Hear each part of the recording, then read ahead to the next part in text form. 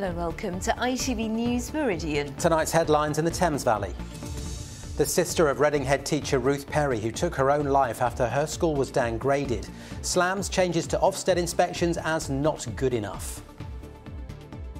Things have to change. We can't keep putting teachers and head teachers through this terrible trial.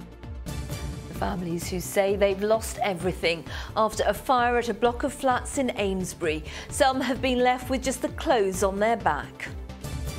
Also on the programme, the Oxfordshire town preparing to pay tribute to one of its most famous residents. Can you solve the mystery of who it is? And talking of mysteries, how balloons over Reading could help weather experts solve a problem that's eluded them for years.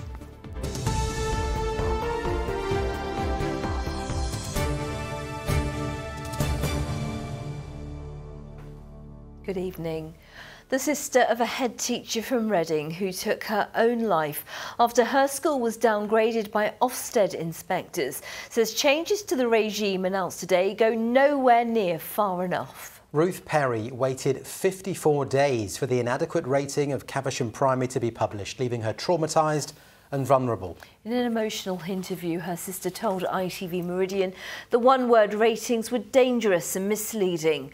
Ofsted said today it would continue and the government insists the current regime is driving up school standards. Christine Alsford has more. In the 5 months since the death of her sister, Julia Waters has been pushing for radical changes to the school inspection system, addressing thousands of head teachers and supporting petitions and protests in her name. Today, she said what's been announced is overdue and inadequate, particularly the decision to continue to rate schools with a single one-word assessment. These changes have been far too long in the coming. They are a step in the right direction, but they don't go anywhere near far enough. It is unacceptable that a whole school is summed up in this misleading, dangerous, reductive, oversimplistic word. Ruth Perry was head teacher of Caversham Primary in Reading and took her own life after learning that her school was being downgraded from outstanding to inadequate. She lived with the knowledge of the outcome and could tell no one else for 54 days while she was waiting for the report to be published. She was instantly this sort of ashen, traumatised, an absolute shell of her former self.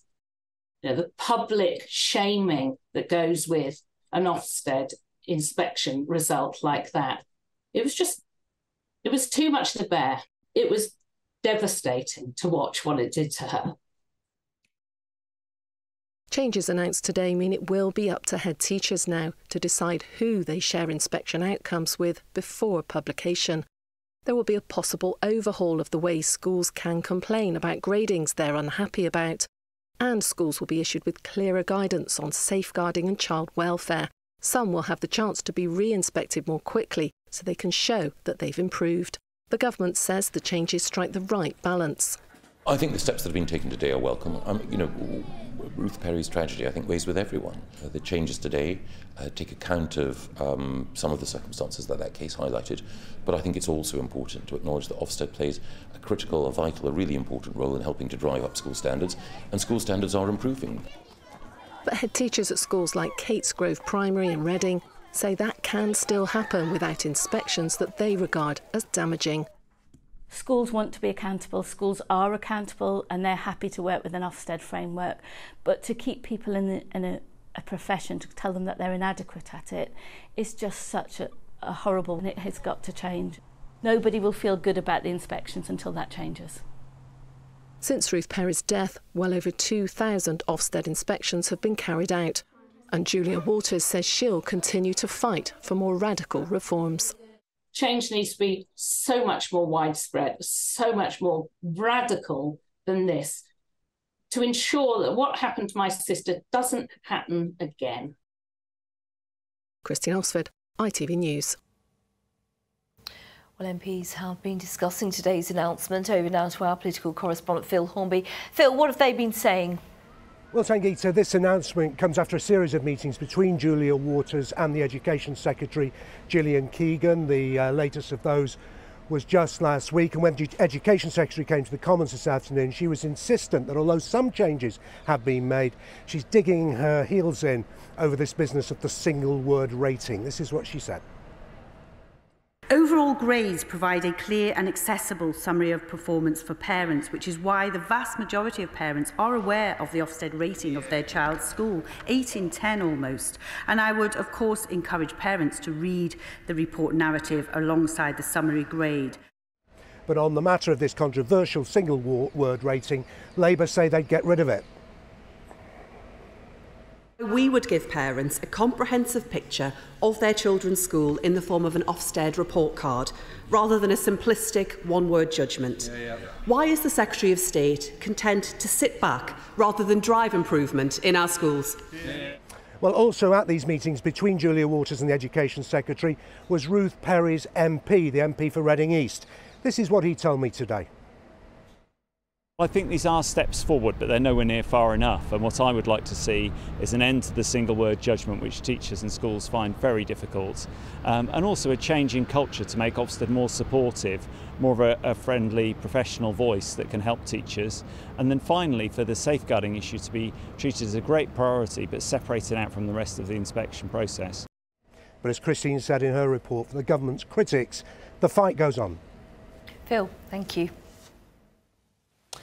In other news, a security guard who killed a shoplifter in Reading with a single punch has been jailed for 6 years. Sabor Trebelsi chased Jason Page out of the Marks & Spencer store in Lower Early after spotting him stealing meat. During the trial, Reading Crown Court was shown footage of the fatal blow being inflicted. Trebelsi had denied manslaughter but was found guilty last month. A fire at a block of flats in Basingstoke, which left dozens of people homeless, was caused by an electrical fault. 80 firefighters tackled the fire on Oak Ridge Road last month. Crews worked for more than 8 hours to stop it spreading. Much of the roof was completely destroyed. Investigators say it was caused by an electrical fault. Now, what's thought to be the UK's first life-size statue of Agatha Christie is just 3 months away from being completed. Wallingford, where she lived for 42 years, is preparing to unveil the artwork in September with a host of murder mystery events to celebrate her work. Natalie Verney's been to meet the artist. Perfecting every last detail. For creating a bronze statue of the Queen of Crime is no mean feat. There's always terrible kind of agonies when I'm in the studio just working on the piece, trying to get it right. Have I got the exact gaze in her eye, just how I want it? And that's never easy, but it shouldn't be. Agatha Christie is the world's best-selling author of all time. One of her most loved characters, Hercule Poirot, was made into a successful TV series. The programmes are still popular now on ITVX. So it's a huge responsibility to create a statue that encompasses her personality. Agatha's sitting on a bench, as it were, reading a book, but in fact she's just looked up from the book she's reading, as if she's noticed something of interest across the park. So she's kind of seen something, maybe like a clue to a mystery, and she's looked up. She's holding in her lap a book. She's holding it closed just before the ending of the book, which feels to me like a good sort of symbol of her narrative technique, which is to withhold the ending and the surprise of who committed the murder. Once Ben was happy with the design, he started work on a clay version of the statue. That's taken him a year. It'll now undergo 3 months of bronze casting before it's complete. This is the spot the statue will be placed on. It's opposite the museum. She's going to be sat on a bench gazing out across the park. It's due to be unveiled on the 9th of September by her grandson to a day filled with Agatha Christie themed events. Winterbrook House, where she lived, and her grave in Cholsey already attract fans from across the globe. It's hoped this statue, where they can sit down next to her, will entice even more. I hope it brings jobs, and I hope it brings tourism, and I think it's going to be really supportive of local businesses. It's going to up our numbers, and it will hopefully anchor our tourist offering. The statues cost £120,000, all funded by an arts grant. Natalie Verney, ITV News. Can't wait to see it in place. You're watching ITV News Meridian here in the Thames Valley. Still to come. From Ben Nevis to Big Ben, the Running Out of Time campaign and the people taking part to tackle climate change. And weather-wise, a few more thundery showers to pass through, but as we head through the week, things set to settle down, brighten up and a bit more in the way of warm weather. All the details coming up later on in the programme. Remember, you can find more on today's top stories by heading to our website. You can call us, the number's on the screen now, and you can follow us, that's on Facebook, Twitter and on our Instagram page.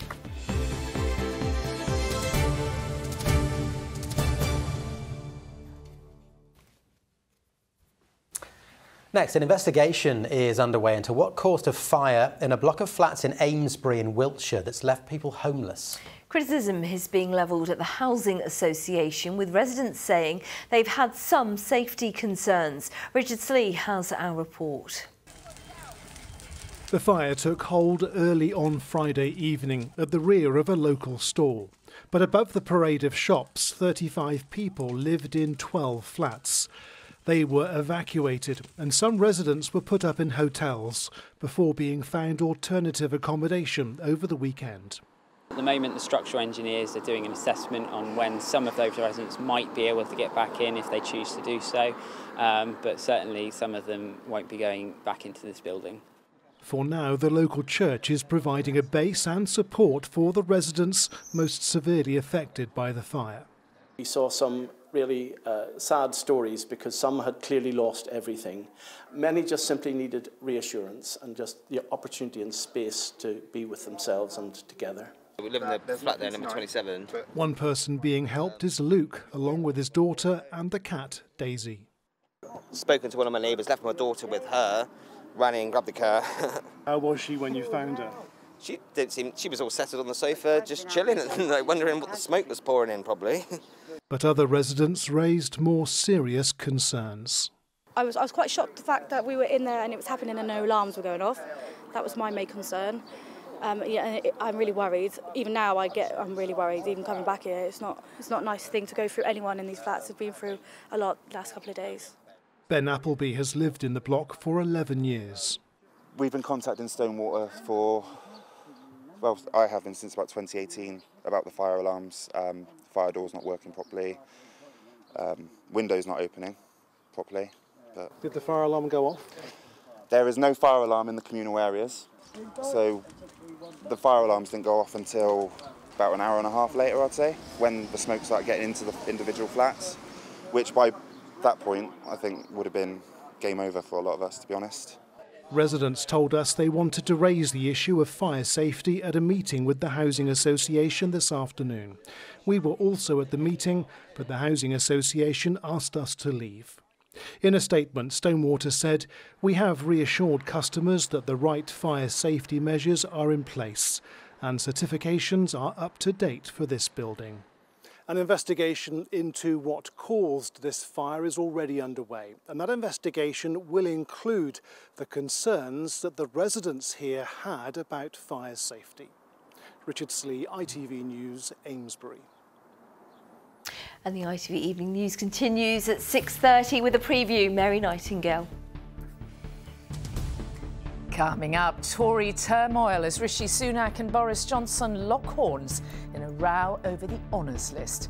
Johnson has accused the Prime Minister of talking rubbish after Sunak said his former ally asked me to do something I wasn't prepared to do. Political divisions in Scotland too. Pressure on the First Minister to suspend Nicola Sturgeon following her arrest.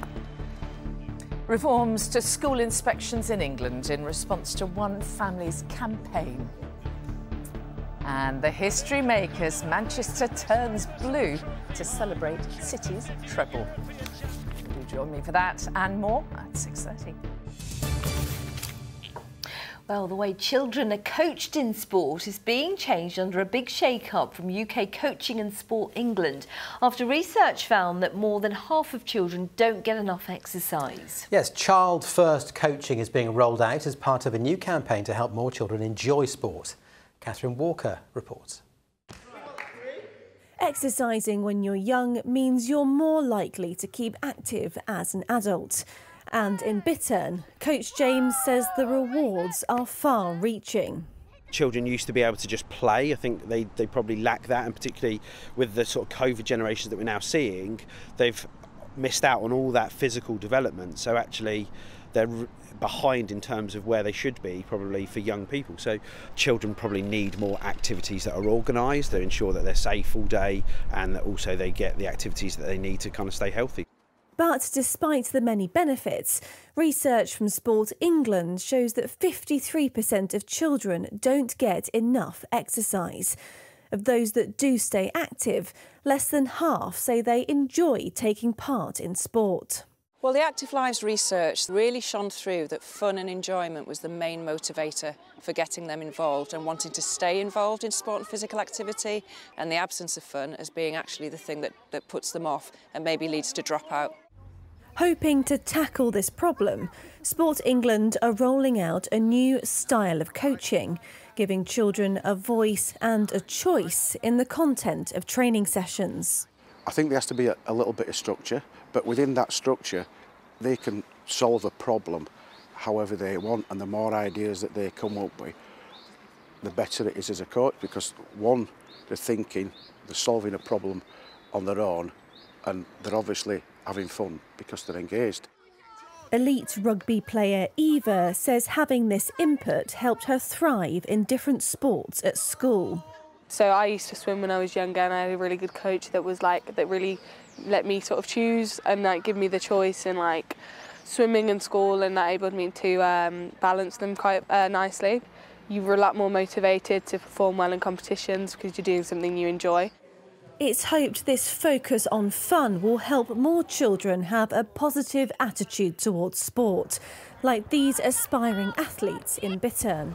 It helps with our hearts pumping, so it helps more, some more blood get around your body. I like tennis as well and golf because those are very fun.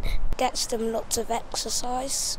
And it's very fun to play. The Child First campaign will now work with coaches across England, hoping to get more children enjoying exercise and building healthy habits for life. Catherine Walker, ITV News. Well, staying with sport, let's get some cricket and celebrations this weekend for a team representing our region in the women's game. Danny Wyatt hit a rapid half-century yesterday to help the Southern Vipers retain the Charlotte Edwards Cup. Wyatt made 50 of 28 balls, with her team eventually beating the Blaze by 7 wickets in the final at New Road in Worcester. I guess the thing I'm most proud of is to come here and play the way we have done on finals day. To play so positively and to beat a really good Blaze team the way we did today is pretty special. And more good news for Danny Wyatt today, along with her Vipers teammate Lauren Bell. Both have been included in the England women test squad to face Australia in the Ashes at Trent Bridge later this month. Hundreds of people are calling on the government to take more drastic action to tackle climate change by taking part in a relay spanning the length and breadth of the country. Well, those taking part will carry a baton from Ben Nevis to Big Ben, passing through the southeast in a few weeks' time as part of what's called Running Out of Time. Nick Smith reports from Scotland on the first leg of the journey. Scaling Britain's highest peak is no mean feat, but for this group, the 8-hour trek is just the start of a mammoth journey.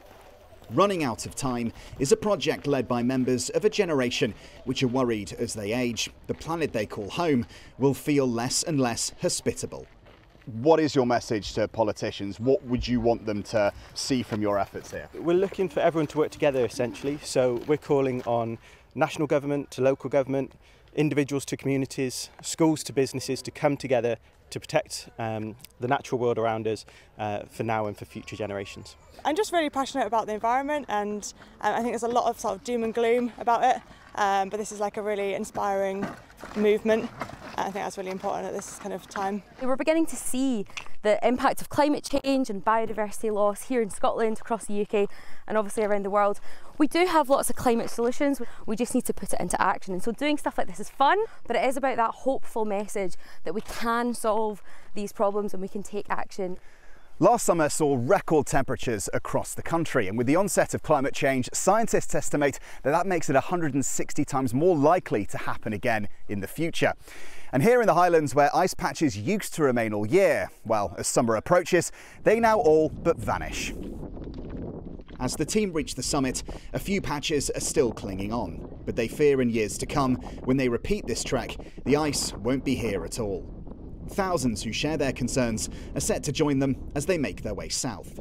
The route starts at Ben Nevis with 366 stages to complete as it makes its way through Scotland and over the border, snaking across much of England and Wales before reaching Oxford and Reading on the final leg. It's more than 2,600 kilometres long, finishing up at Big Ben in Westminster. Amy Lovell from Maidenhead will be a baton bearer as the relay makes its way through Eton and Windsor. She's part of a gym group which looks to promote community action through exercise, so this event is right up her street. I'm running from Eton Dorney, from the rowing lake, to Windsor Castle, so it's 4 kilometres. And we run along the river, we run through some lovely meadows. It might sound a bit cheesy, but we are literally running out of time. So I want to, do what I can to try and emphasise to people that there's this urgency. Well, the government says it remains on track with its net zero strategy to decarbonise all sectors of the economy by 2050. But those taking part in this relay want an even quicker acceleration of commitments to drop our reliance on fossil fuels. And when they reach Big Ben in a month's time, to pass their baton on to the lawmakers, they hope they'll be listening. Nick Smith, ITV News. Well, staying with the climate, and in summer there's always a time when the heat gives way to thundery downpours. At the weekend there were thunderstorms for some, while others stayed completely dry. Well, for meteorologists it's a puzzle they want to crack for more accurate forecasting, so we are better prepared for those downpours. Wesley Smith has been learning more about the research in Reading. Well, they say the gardeners needed a shower, but perhaps not this much in one go. From Banbury to Basingstoke, from Bournemouth to Brighton, those sticky days and nights so often result in a deluge. This past weekend alone, parts of Surrey were drenched in more than half the average rainfall for the whole month of June. Now, the meteorologists here at the Atmospheric Observatory at the University of Reading are doing some fascinating research into trying to pinpoint more accurately where we may see extreme weather events like flash flooding. And for one day only, we bring you privileged access behind the fences here.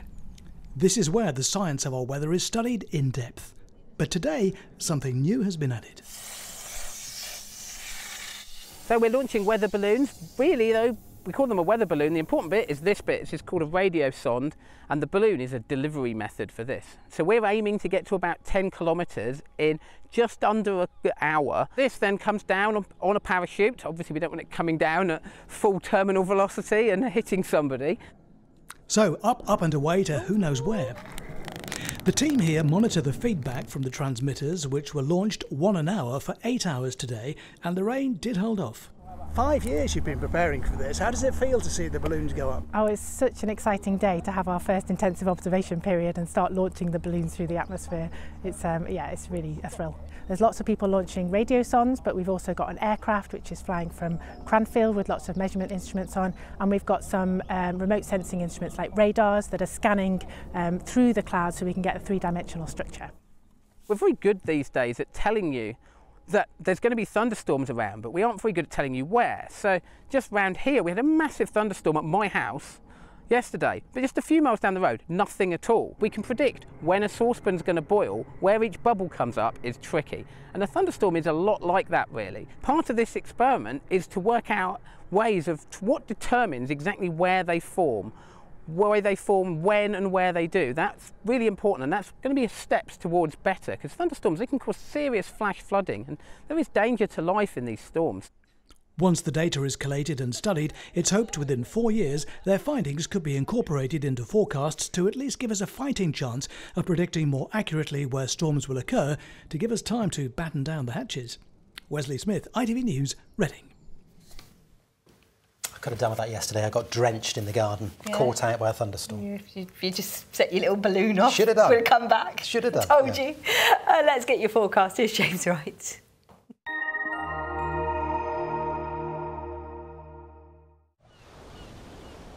feels like home, whatever the weather. Valent Boilers and Heat Pumps sponsors ITV Meridian Weather. Hello there, good evening. The settled and fine weather, the hot weather, set to continue over the next few days. High pressure starting to build, and that puts us more on an easterly flow of air, which is introducing slightly less humid, drier air, which means that there's going to be more in the way of sunshine, fewer showers, and hopefully, even with the temperatures getting into the hot territory, it should be a little more bearable. Now, we've still got a thunderstorm warning just for an extra couple of hours. That will ease off. Still a couple of showers drifting through overnight, but essentially things drying out, clearing up, but it is going to be rather warm and humid. And as the temperatures dip away, we might see some of that humidity condensing to give us one or two mist patches. As far as temperatures go, by the end of the night, 15 to 18 Celsius, so a little bit uncomfortable for sleeping tonight. And then tomorrow, sunshine pretty much from the word go. Any mist should burn back nice and quickly.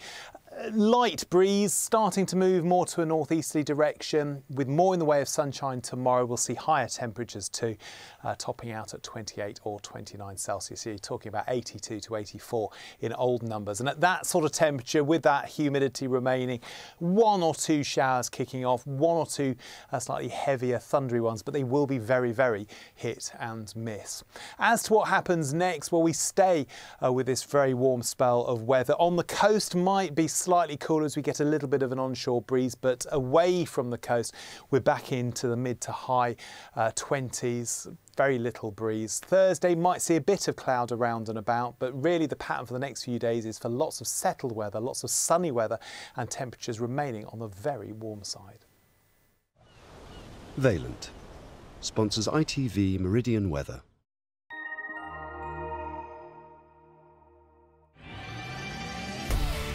Hello, summer. Piri sponsors ITV Pollen Count. Pollen-wise, tomorrow with more sunshine around early on, we get that early pollen high, so it's going to be very high counts through Tuesday, Wednesday and Thursday. Grass is still at peak, and we've got the weeds in the mix too. And that is it from us for this evening. In a minute, the ITV Evening News with Mary Nightingale, of course. And I will be here with your late update from all of us here. Thank you so much for watching. We do appreciate it. Bye for now. Bye-bye.